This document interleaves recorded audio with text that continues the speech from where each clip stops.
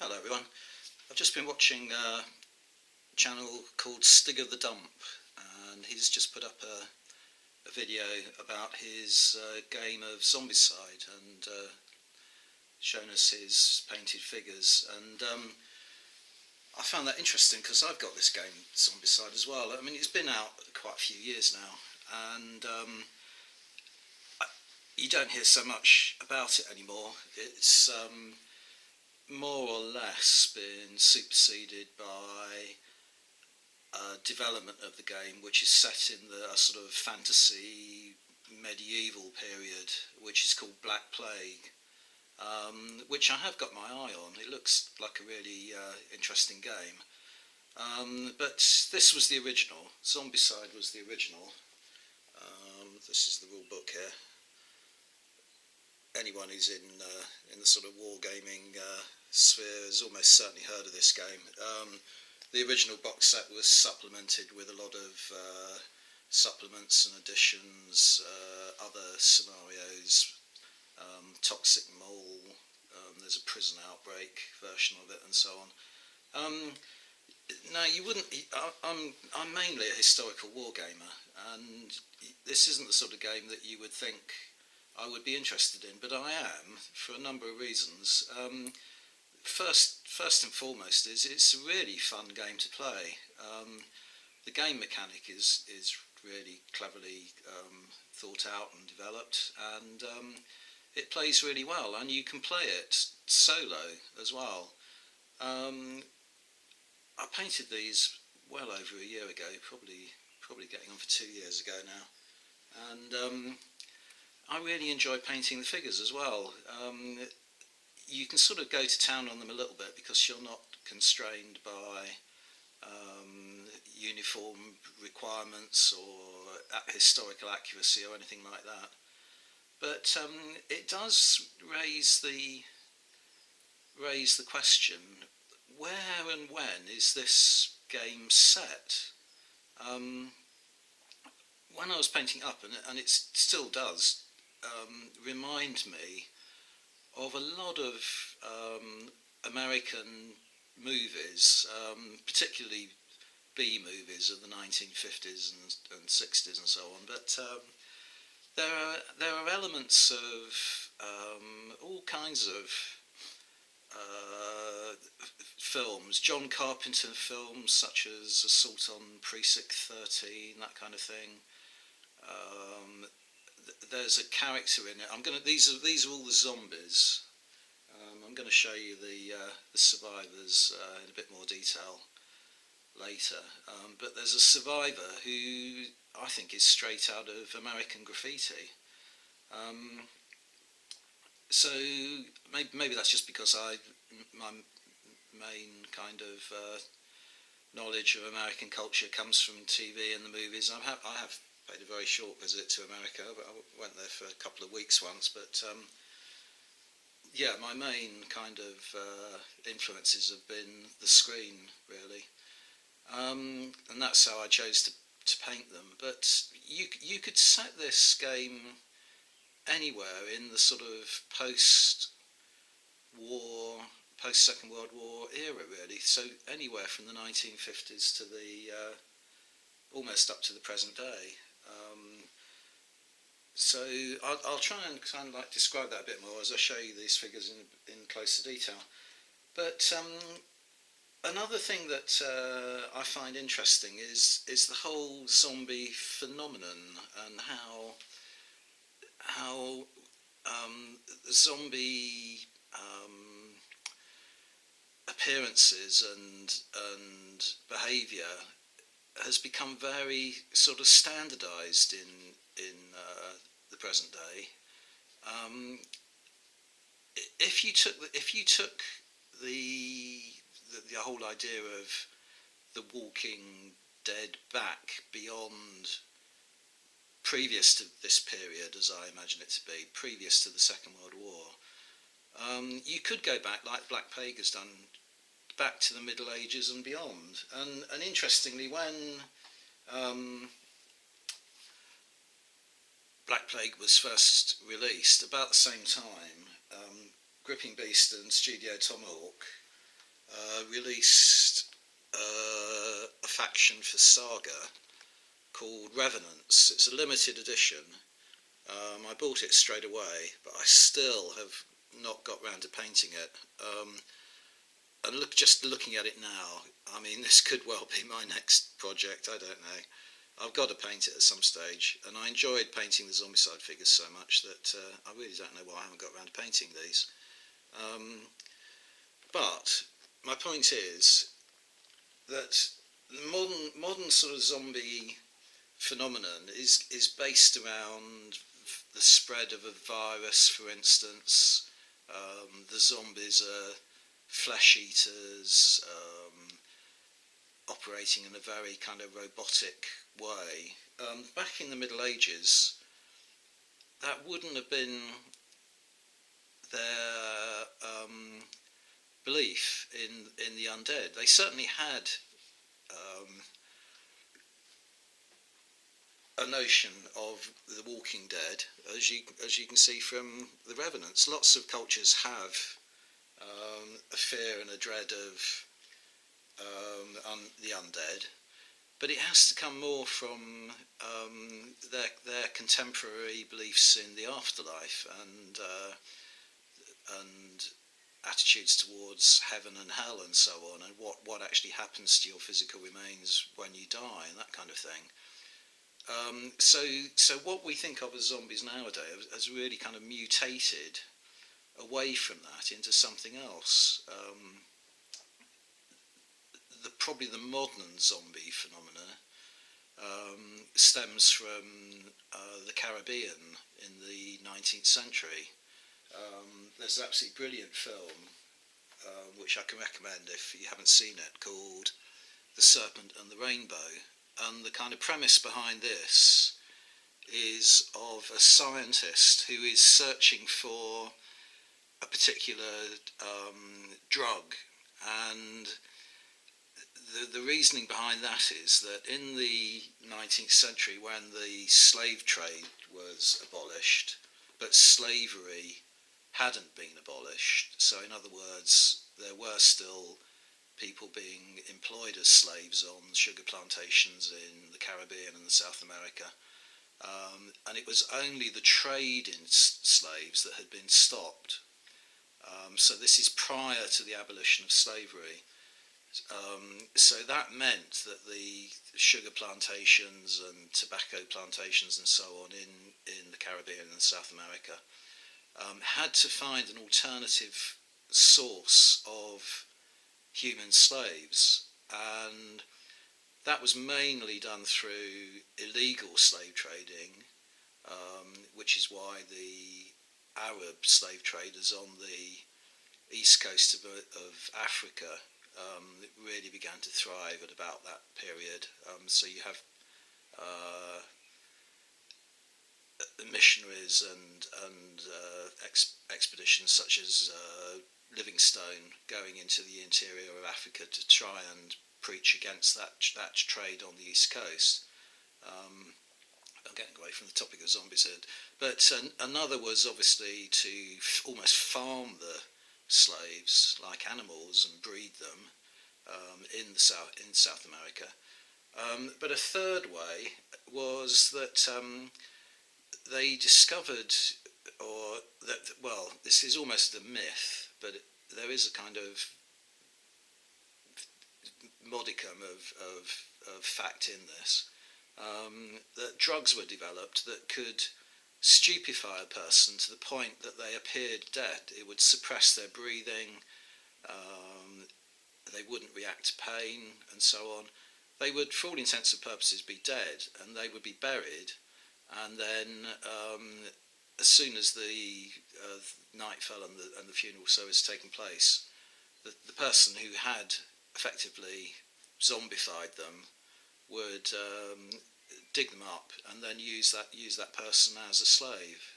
He would sort of resuscitate them and use them as a slave, but because their brain activity had been reduced so much and the supply of oxygen to their brain had been diminished, they were often acted in what we've come to know as a zombified way. They would lurch about, be incoherent, not be able to speak, that kind of thing, but they would still be capable of mechanical functions, and therefore could be employed to harvest crops and so on, harvest sugarcane. And that is the premise behind this this film. It's set in the modern day. I can't remember exactly when it was released, probably in the 1990s, I'm guessing. But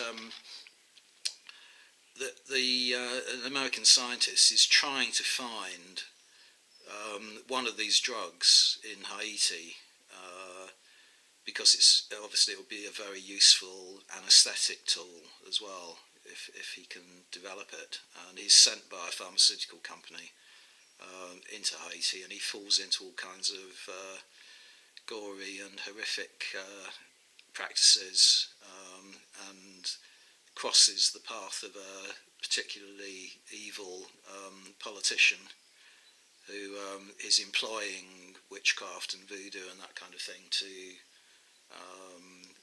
maintain a kind of hold over the population. So it crosses over into a sort of political sphere, and that's exactly what kind of happened to our attitude towards zombies in the 20th century, because you get totalitarian regimes and so on, and the more kind of literally free-thinking world found it difficult to encompass how entire societies could be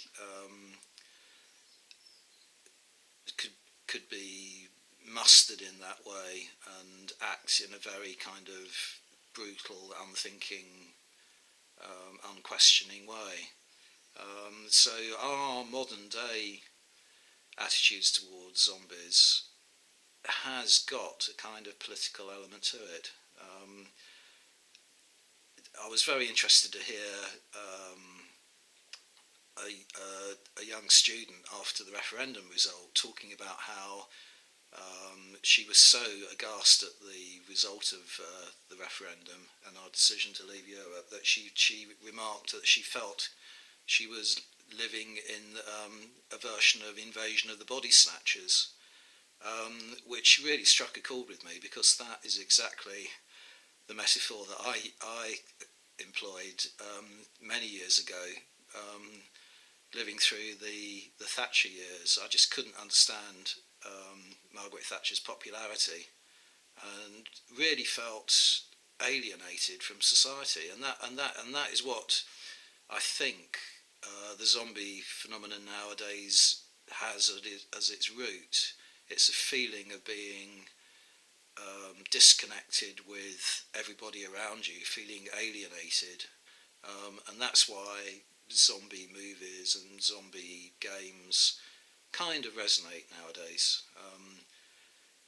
Another reason is that if you take Hollywood culture and so on, and cinema culture in general, there's very often, especially in the 50s and 60s and 70s, there's very often a central heroic figure, and that's someone that we can never kind of aspire to be.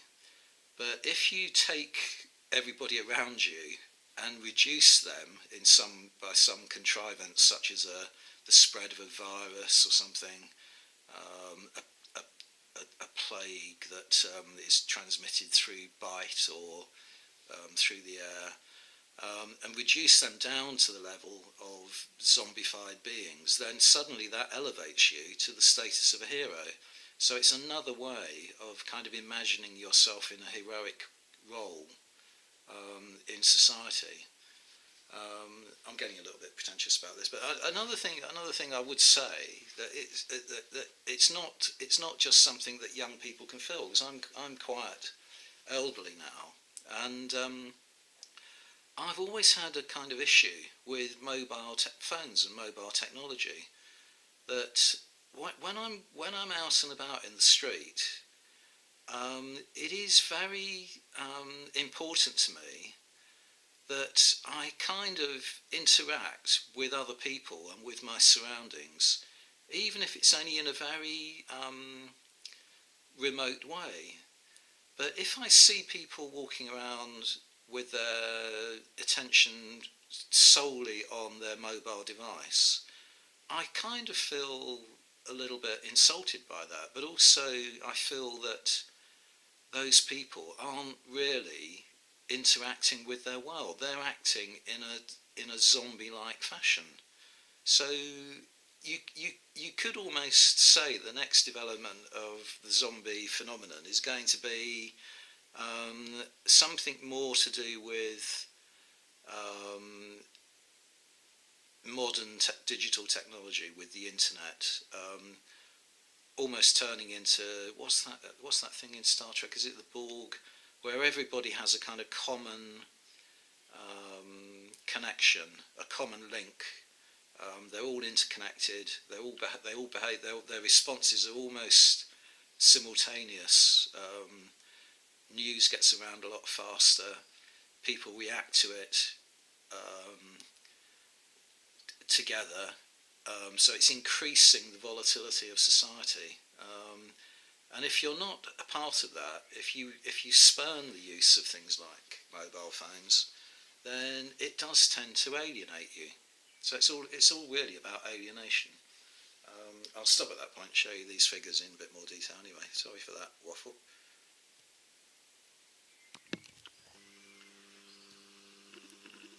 So in the game,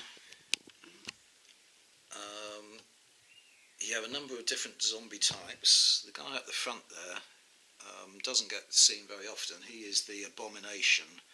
So he has really been badly, severely affected by the zombie plague, and he's sprouting spikes and horns and all that kind of stuff. Behind him, you have a number of fatties. Again, in a way, you see, if you're not overweight, if you're not obese, it's very hard to kind of sympathise or understand what's going on in society with the problem with obesity. And it's interesting how the game designers of Zombicide, what are they called, Cool Minis or Not, or Guillotine Games, it's very clever how they've picked up on stereotypes. So this chap is a kind of overweight, some kind of worker in his overalls that are dropped down over his waist. They haven't gone quite as far as showing his kind of buttock cleft hanging out over his jeans, but that is a very kind of stereotypical type, really, that they've kind of latched onto, and they're using it as a way of kind of saying, yeah, this isn't you, this is the rest of them. You're not like that, and they kind of then pose a threat to you. But that kind of guy with his kind of rubber gloves on, and he's obviously some kind of plumber or maintenance worker of some kind. That's almost timeless. That could be any period. He's got his health and safety mask on, so I guess he's a little bit more up to date. Then you have another type which is called a runner. They move a lot faster on the board. So you've got two different models for that. You've got those guys there, chap with the bald head. Maybe he's lost his hair from the zombie plague, I don't know. And you've got another guy here who's obviously been zombified whilst out jogging or running or in the boxing gym or whatever. And he's got a hoodie on, he's got his training shorts on and his trainers.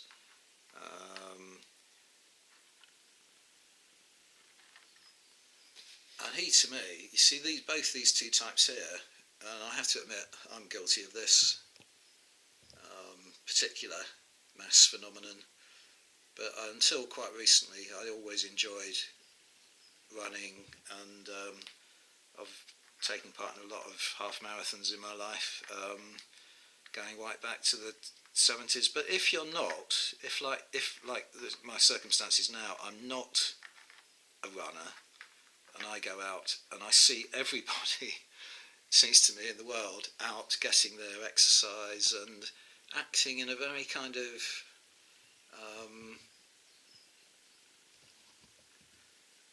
not controlled way, but a behavioural way, shall we say? A kind of that they're all doing the same thing at the same times in the morning and doing it very systematically and routinely. That can come across as well to someone who doesn't take part in that activity as a kind of robotic symptom, as a sort of a zombified manner.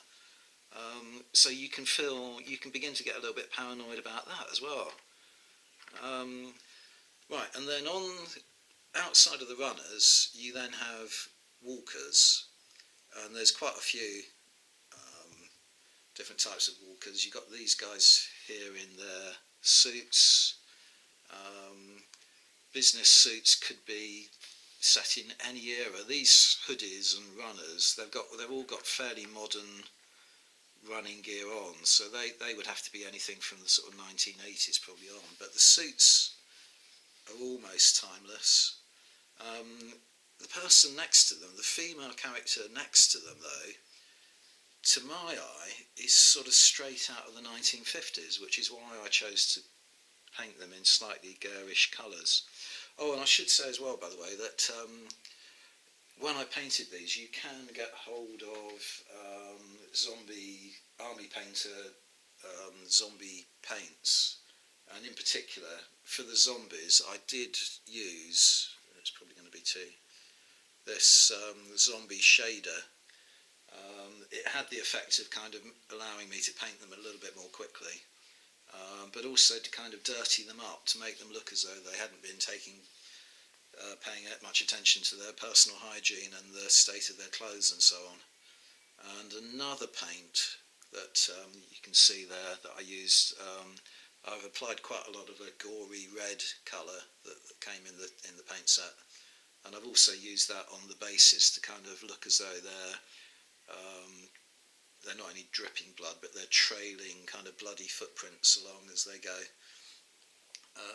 So yeah, that female character definitely set in a kind of slightly earlier period, really. So it is taking stereotypes almost from different kind of periods of history, but different periods of history since the Second World War, taking typical kind of characters that you would see on film or television and sort of morphing them into these zombies.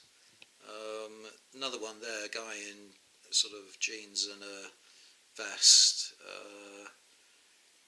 That again, very kind of difficult to place that in a particular period because that's such a kind of common look. So they've been very clever there in the way that they've not kind of trapped themselves into a particular period, so that they kind of appeal to a greater consumer base, I suppose. And on the other side here, you've got a lot more. If we go back beyond the fatties and beyond the runners, you've got another female character there, and again, I suppose it's a lot harder to not be trapped into a particular period with female characters, because sort of female fashions change and are dated far more easily. And this woman's skirt to me is straight out of the 50s. Not a particularly, it's sort of about the knee. The hem is about the knee level. Just the way the dress flows and widens, it to me is a very kind of 1950s style, and the way she's got her hair as well. And then finally, going back to the final kind of male zombie character there, I mean, his, again, another almost timeless kind of appearance. His shirt's kind of got ragged and torn, and it's coming out of his trouser waist, but shirt tie and a pair of trousers. Could be any period at all. Right, so next up I'm going to show you my survivors, because I've painted them in a slightly different way and taken more time over the way I painted those, so I'll just skip to that. Right, first up we've got a character called Wanda. There are 6 survivors in the original box set. First character is a female character by the name of Wanda, and this is the character that to me is straight out of a film such as American Graffiti.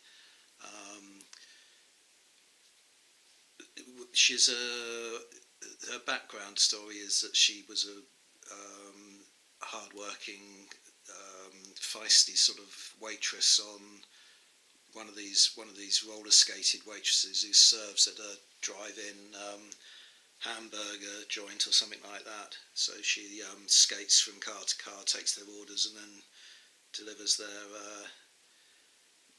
Coke and hamburgers, the customers' Coke and hamburgers and so on, and then lives off tips and her wages and so on. And what I've tried to do is paint these 6 survivors almost copying in a zombie-like fashion, irony, the colour schemes that they've adopted in the artwork. So here she is. I'll just zoom in a little bit more. So she's managed to acquire a chainsaw as a weapon.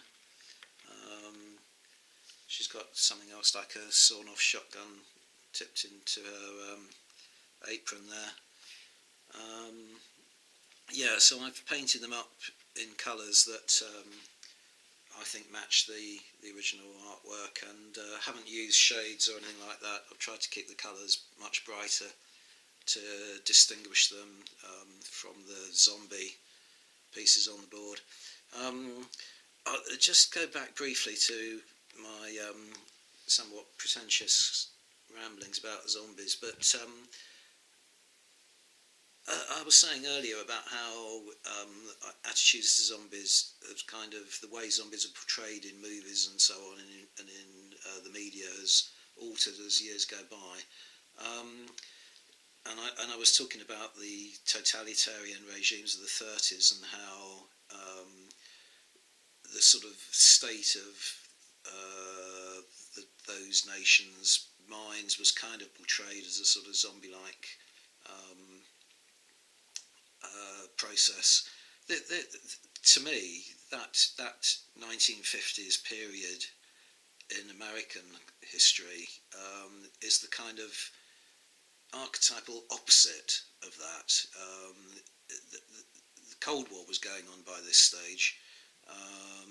America was kind of contrasted with the countries behind the Iron Curtain, who were regimented and behaved in masses, whereas the West is far more. It's enjoying prosperity after the war. It's enjoying its hamburgers and its drive-ins and its freedom, its liberty to do what it wanted and in a way that it wanted, and that definitely does come out in the movies of the period. That celebration of the wealth and prosperity that America was enjoying in the 1950s. So to have a character that is combating the zombies, again, is really kind of clever. I think clever device that the game designers have used, because maybe subconsciously you're doing it, but you're kind of linking yourself to that libertarian, not necessarily libertarian, but the free world, fighting against masses of kind of unthinking characters. So it works really well as a device.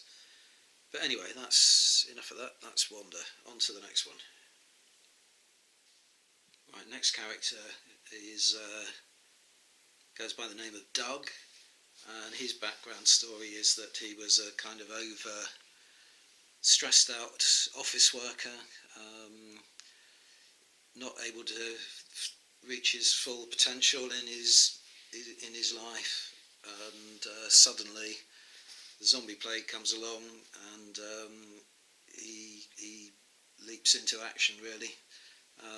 So that goes back to that whole aspect of the hero in us all, really. That we can't all be heroes, but if you drop the background level down, then suddenly you're elevated above the mob and above the crowd.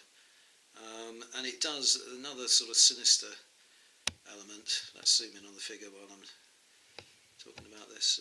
Another kind of slightly less comfortable element is that the zombies have kind of lost their humanity, so it's free to kind of charge around shooting them all up,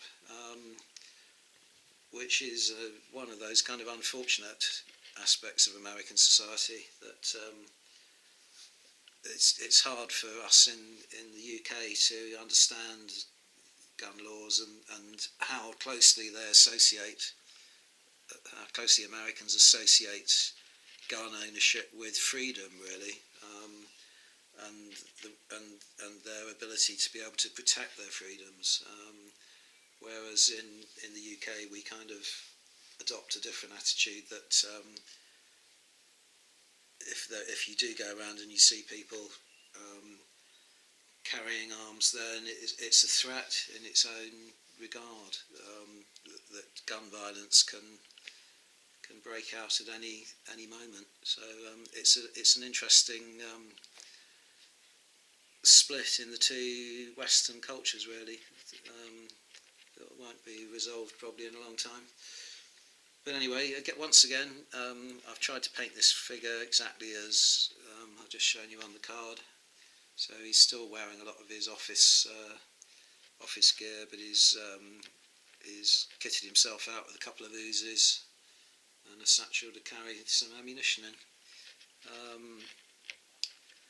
Didn't do the spectacles very well. They look a little bit too heavy, but it's quite hard to achieve that kind of thin frame on a casting like this. But anyway, I was quite pleased with the way he turned out. Nothing terribly special. On to the next one.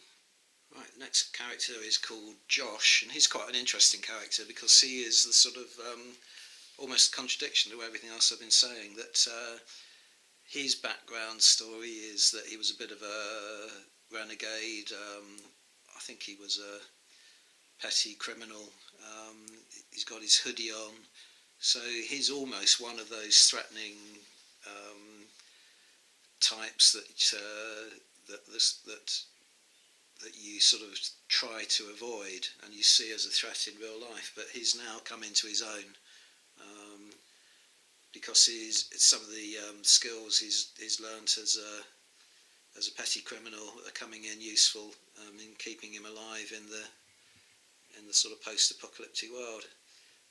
Now, again, as I say, painting-wise, he was quite an interesting one to paint because the character in the game is wearing this hoodie that's got a very distinctive logo on the sweatshirt, and that logo is a guillotine, and it's the trademark of Guillotine Games. And I have seen other attempts to kind of replicate it on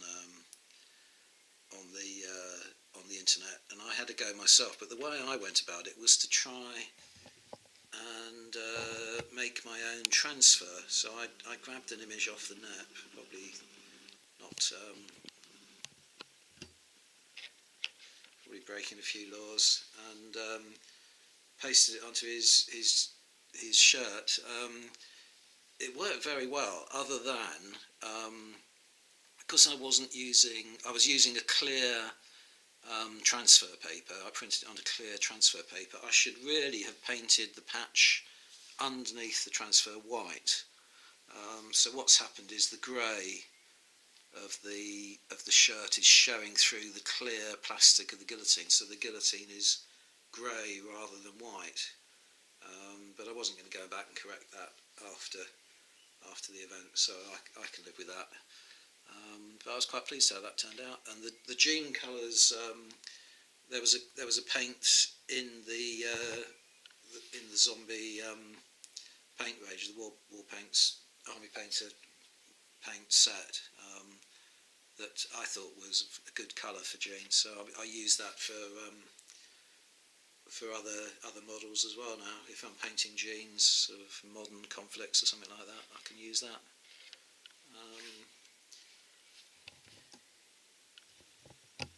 So he's one of my favourite paint jobs actually. I quite like him.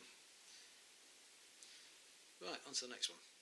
Right, next character is called Phil, and in life he was a police officer, and you often get that kind of stereotype in these post-apocalyptic movies of a figure of authority, a sort of steadfast character, law-abiding or law-enforcing character, who a lot of the weaker members of the group can turn to for protection and support and so on.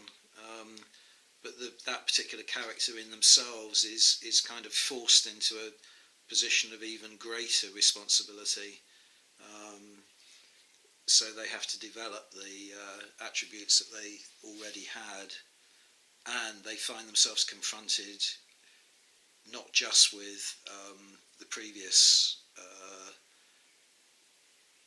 lawless elements of society, but with a whole host of new threats, aliens or zombies or whatever. So once again, I've tried to copy the colour scheme of Phil exactly. Not sure how police uniforms differ across the states.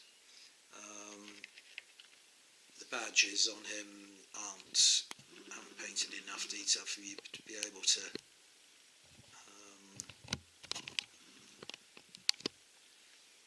make out any kind of distinguishing marks. So you can get away with that. But yeah, another one that was fun to paint. I was kind of enjoying the challenge really of trying to copy the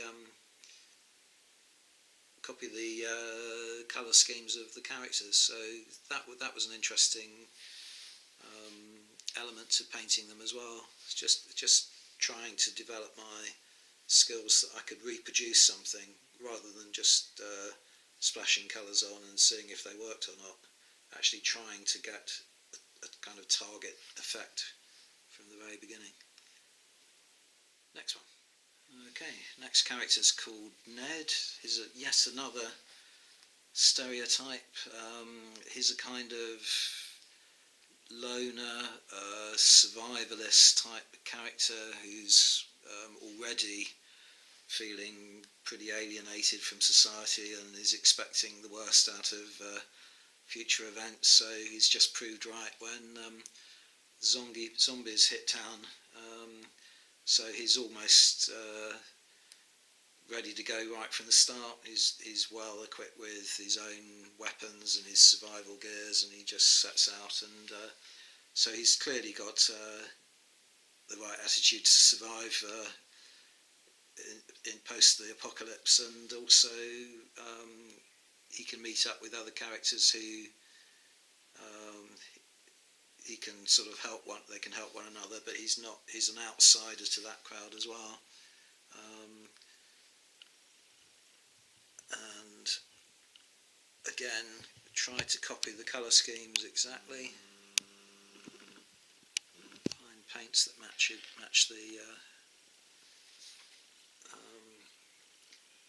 scheme that they've got on his chart, and I thought that worked quite well.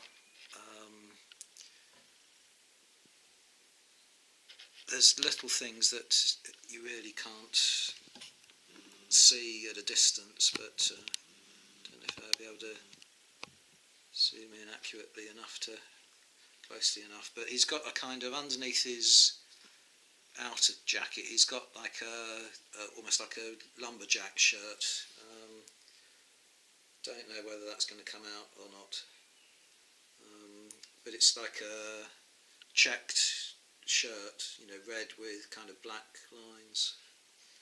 I don't think, I did attempt that, but I don't think it's going to show up on this. Maybe it does, don't know, have to have a look afterwards. But anyway, he was another fun one. I think he's my favourite actually of all the characters. Right, and then the sixth character is another female character called Amy, and again another stereotype, but she's a kind of goth maybe. She wears provocative kind of clothing, but very kind of dark colours, makeup, face is very pale, with striking kind of red lipstick, that kind of thing. But this is interesting in a way, in that she's another kind of loner, another person who prior to the zombies was going her own way, making her own kind of statements of individuality, so expressing a kind of alienation from society, but set in a much later period than the earlier character Wanda. So they've managed it somehow, but they've got two characters from two distinct periods of post-war society going together there.